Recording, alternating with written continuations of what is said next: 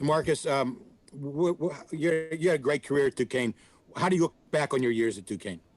I just look back on my years with a lot of positive thoughts. You know, I put in a tremendous amount of work, and coming here to Duquesne, it really taught me how to work hard and really work at what you love. So just a lot of positive thoughts. Jeff Hathorn, go ahead. Hey, Jeff Hathorn, KDK Radio. For either of you guys, have you entertained the idea of coming back for next year? And what would go into that decision?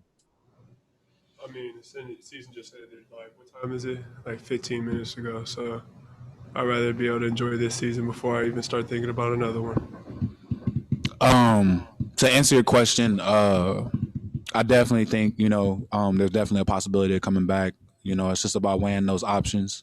And just like Mike said, our season just ended not too long ago. So, it's just really good to go back and reflect on, some of the things you could have done better, and just think about getting better.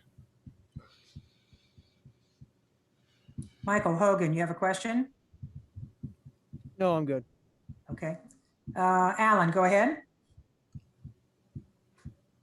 Hey guys, did it seem like, playing the second game in a row and also having had to come back yesterday, kind of you guys maybe were a little less fresh than they were in the second half of this one? Yeah, it seemed that way. It just seemed that you could tell difference in between the legs, and we kind of put ourselves in a hard position from having to come back yesterday and now getting ourselves in the same predicament and have to fight back against an even better team. So made it a little difficult on ourselves early. So I think that's what played into it. Yeah. Nabias, go ahead. How different is this tournament been for you guys? Because obviously in a typical year, you would have had one venue, you would have been able to maybe watch other games. How different is it just having to go straight back to the hotel and navigate the whole thing very differently?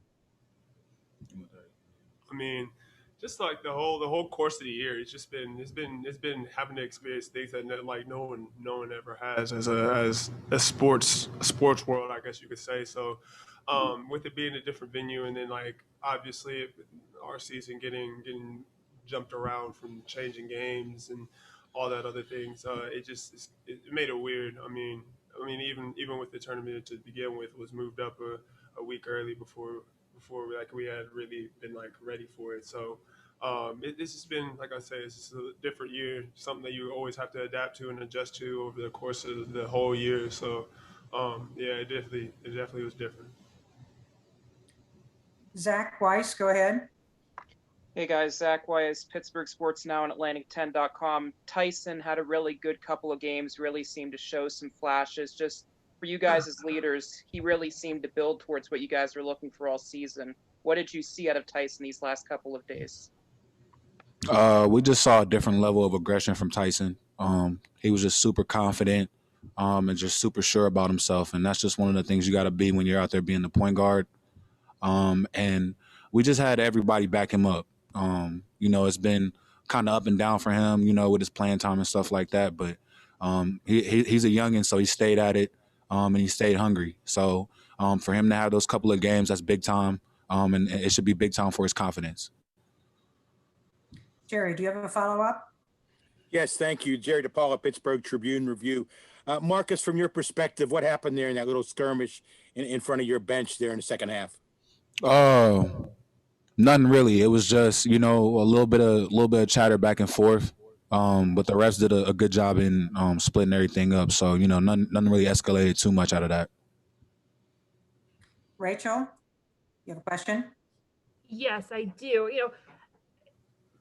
You cut the lead to 10 and then to 8 in the second half. There was the kind of the near fracas that paused everything. But after that, what did St. Bonaventure do to reopen its lead after that pause?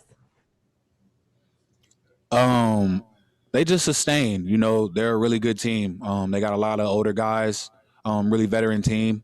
And the one thing you do when a team is making a run, you understand teams are going to make runs. So they just sustained. They handled everything with composure that we threw at them.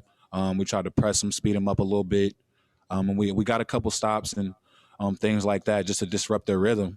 But when you're playing a really good team from behind, it's kind of difficult to come back, especially when they know what they're going to do every time. Got time for a couple of quick ones. Alan, do you have a follow-up? Go ahead. Yeah, Alan Saunders, Pittsburgh Sports Now. Guys, you talked about the weirdness of this whole season. As seniors, is it hard to maybe see progress as a program? You kind of want to have that feeling at the end of the year that you finished it at a better place than you started. Do you guys feel that? And maybe what are some of the things that you point to positively or negatively that you take away from this year? I think there's a lot of positives to take out of this year. Just because we were only guaranteed so many games. We played 16, 17, 18 games, and we did a really good job. I thought we tried to prepare the right way. I thought we tried to play hard every single game we played in. I thought we tried to play together in every single game we played in. It's just, you got to live with the end results at the end of the day. I think we really tried hard. And I'm really proud of this group just because yesterday it's been a long time since Duquesne had won a A10 tournament game, and we came out yesterday and battled back. So one thing about the group was they were able to battle adversity and just keep pushing through. So we can take a lot of positives out of this year. Tobias, last question. Go ahead. What do you guys overall take away now that you get a little bit of pause time from the game, as well as everything you went through, the stoppages, the pauses, all of it? What do you guys feel? Man, I'm just grateful that through the course of my career that I've really been able to change as not only a basketball player, a person. And it's like with all this, the craziness in the year, you just look back at it, it helped you grow as a person.